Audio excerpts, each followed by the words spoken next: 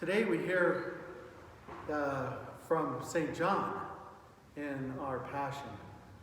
Last week on Palm Sunday we heard from St. Matthew.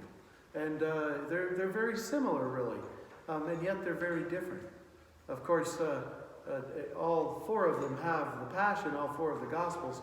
When Matthew, Mark, and Luke we call the synoptics for one eye. Well, I would say that they have a little bit more than one eye, those three, but they certainly look at it in a different way than St. John does.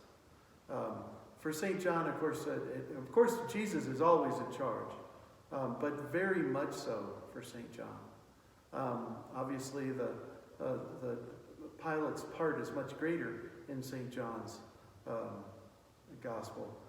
And it's very interesting. One of the things that I find so interesting is that when they asked where Jesus of Nazareth is, he says, "I am." And in our text, it's capitalized because he is saying that he is God.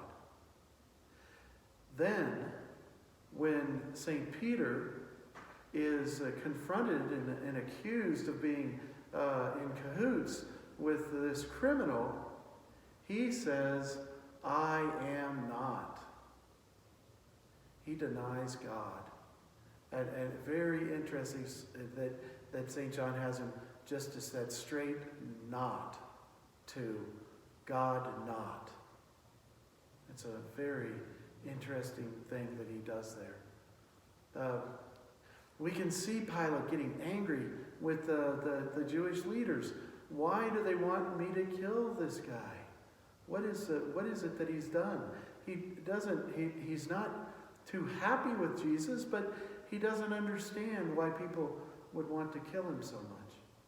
And he asks, when Jesus, my favorite thing, is that Pilate says, Jesus says, "I'm here to testify to the truth." And Pilate says, "What is the truth?"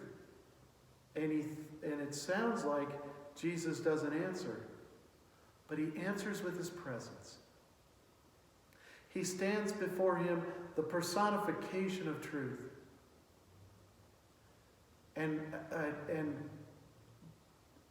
that is how he testifies to it. He's there. He is the truth.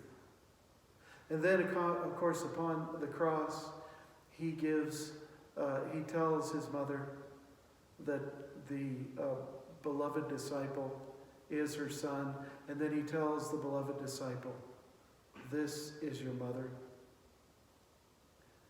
And let us all remember that we are called to be his disciples.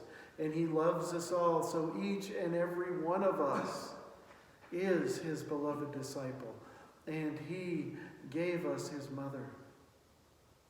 And not only his mother Mary, who we venerate and so wonderfully in our lives, or we try to wonderfully. She's certainly a wonderful woman and a wonderful disciple of Jesus and deserves our veneration, of course.